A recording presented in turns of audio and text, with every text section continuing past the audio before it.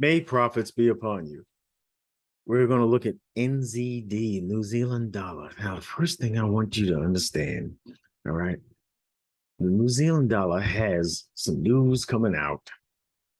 Well, the Bank of Japan is going to have some news for GDP, all right, coming out today, later on, all right, 1950 Eastern Standard, all right, and but tomorrow, New Zealand dollar is going to have an interest rate decision. Why it's not colored in red? Because it's an interest rate decision. I don't know, but I think this could be interesting news because we've seen a surge in New Zealand dollar strength, right? And that is worthy of note. Why? Because look, look at this is the RT money meter, and I want you to see that 3 weeks ago, July 29th, it was at minus 732. 2 weeks ago, last week, sorry, I shouldn't have said that. Yeah, it was 2 weeks ago. Last week, now it was at minus 587. All right, it's trending up at this point, right? And then this week, it's at 0.22. It took a big leap. All right, ranked the weakest of all the currencies, and now ranked among the stronger ones in 1 week. I can't account for why it surged in strength. Maybe somebody could drop a comment and tell me what the fundamentals were behind that, because I don't see a fundamental reason why it would just all of a sudden just surge like that. All right, JPY has been ticking up since it's found its bottom a few weeks back. It went from minus 520 on the 29th of July. It went from minus 520 to minus 466, ticking up, and then to minus 286. And that was a nice push up. All right. So they're both trending in the same direction, except New Zealand dollar has more momentum. All right. If we go to the daily chart on New Zealand dollar yen, you can see for the last several days, we've seen a lot of momentum come into this market heading towards the top. Now, what I want you to see is we hit this high here. All right. What is that high? A weak high or a strong high? Well, I would have to say it is weak. Why? Because we've been in an uptrend since March of 2020. All right. And it's been making higher highs and lows all the way up with a big surge here. All right. In an uptrend, all of the higher highs are going to be considered weak and expected to be taken for liquidity. You have to know that. All right. Until the trend is no longer up, until that trend is broken. All right. We've created a liquidity pool, a buy-side liquidity up there, right? We didn't create it, but I'm just saying that the market has done so, right? And so after this higher high, after we broke that high, right? After this higher high, this higher low, we kind of went sideways, right? I am looking in this this bullish flag pennant pattern that we're making here. I'm looking for a breakout to the upside is to take this liquidity. We've already swept these lows into this zone of demand. Got it? All right. I have this dotted line here just to illustrate that we are pushing to the upside. We are making higher lows. All right. It seems the expectation is that price will take these highs to create a new higher high. Got it?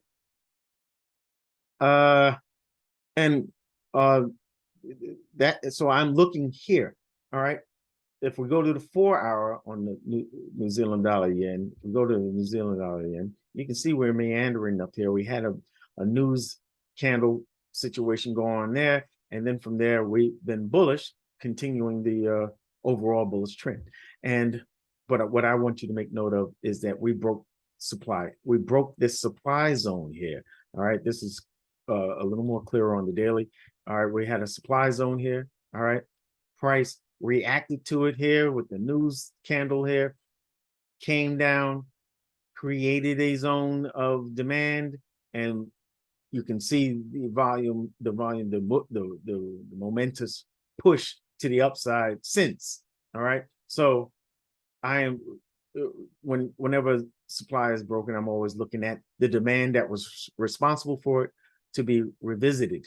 All right. To see a mitigation, to see a retest, if you will, of this area.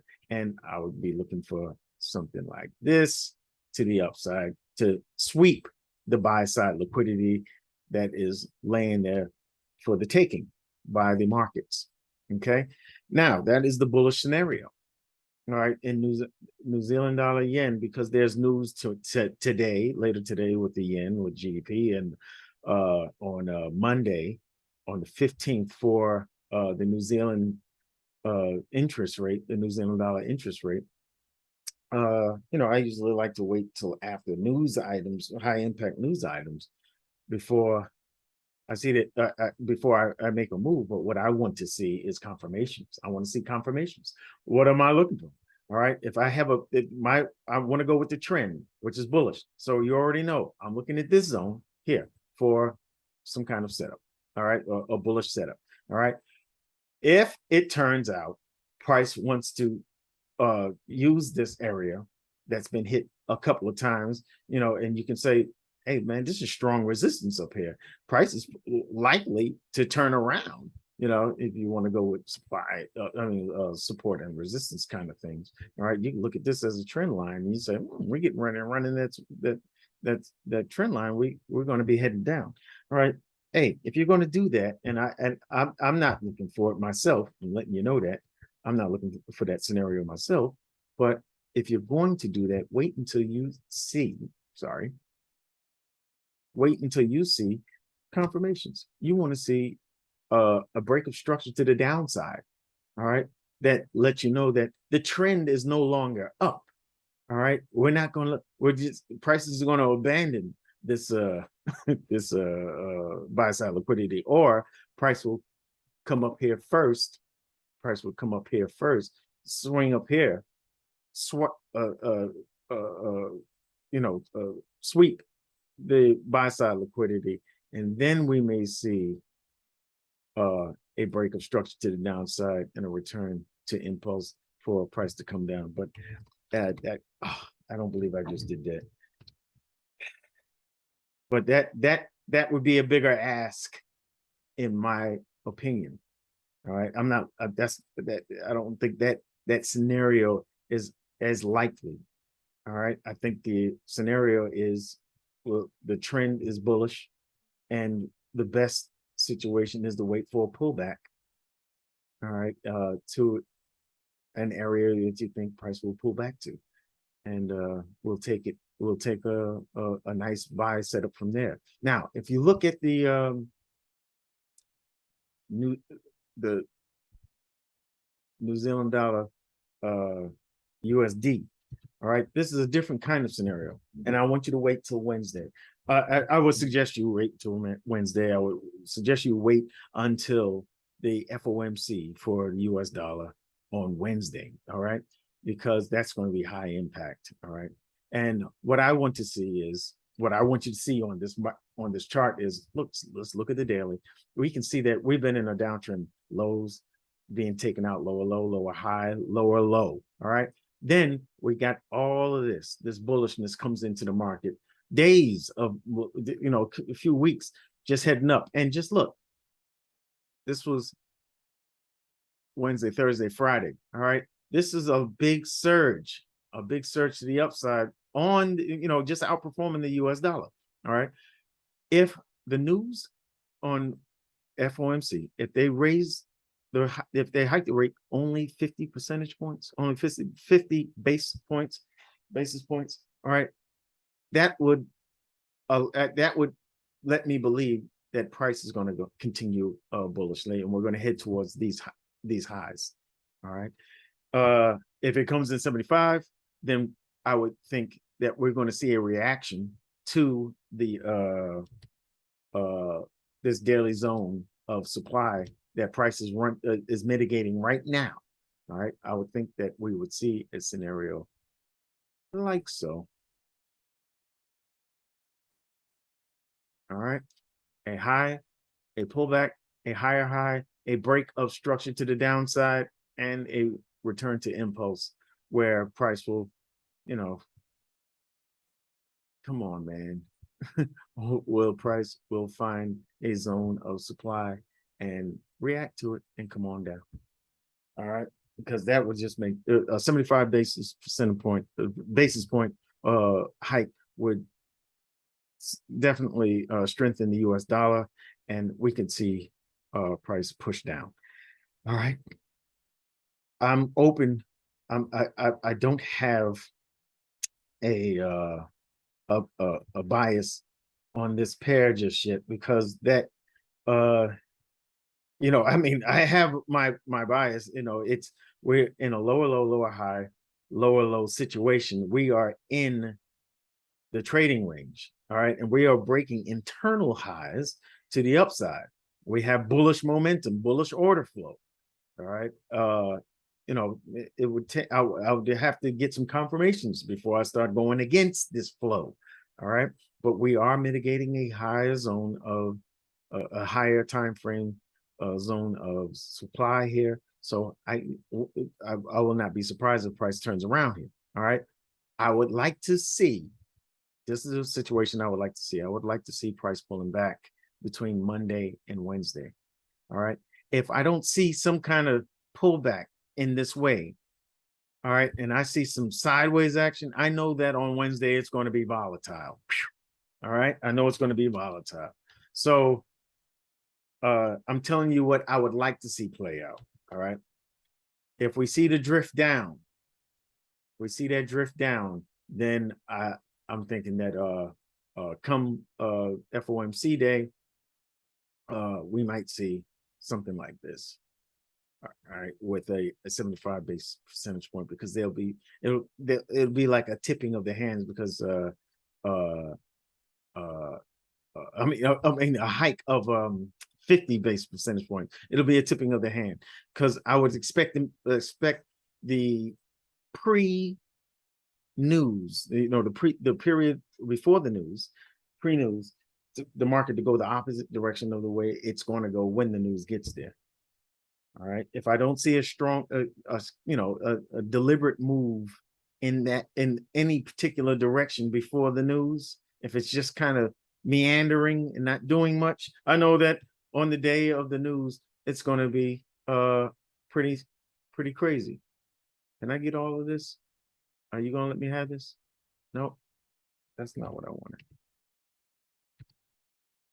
My computer's been doing its own thing lately. I don't know why. Similarly, why I don't know why New Zealand dollar just surged. So that's my scenarios. If you're going to look for shorts, wait until you get some confirmation. Price is in the place to look for those confirmations. Once it hits the higher time frame zone, I go to the 15-minute, look for confirmations that price is heading down. Got it? And I should have been using this in the first place. All right. I would like to see the high and the break of structure to the downside, and then a pullback for a bearish scenario. That's what I want to see. For a bullish scenario, I'm looking for price to come down here, make its way down until Wednesday, and then I'll be looking for this kind of scenario if the news comes in at 50 basis points instead of 75. If it comes at 75, I'm looking for price to I'm looking for price just to continue down, excuse me. Yeah, and take out this sell side liquidity, and this becomes the lower high that I thought it would be. You know what I'm saying? The only thing that could turn that around is if for me, is if the news comes in lower, lower at a 50 basis point hike as opposed to a 75 basis point hike. Okay. I hope you enjoyed this video. Smash the like button. All right. do subscribe to my channel so you can get notified of new updates and whatnot, because I like to update my people. And leave a comment. Let me know if this is the kind of situation you're looking for, or if you want to be a little bit more aggressive and you want to get started on Monday. You know, if it starts coming down, wait for that that confirmation I was just describing, because I will be looking for that confirmation. I would love to take a sell to the buy in this situation, because I have enough what do you call it, range for a good trade. All right, for a good trade, and enough pips available, and the fundamental scenario that I described fits. This is why I would consider a sell to buy here. Okay, and we'll see, but I need to see confirmation first. I always work with confirmations when it comes to a going against order flow or going against the trend. I need to see confirmation that price is going the other way. Dig? I will see you in the next video. Thank you for watching.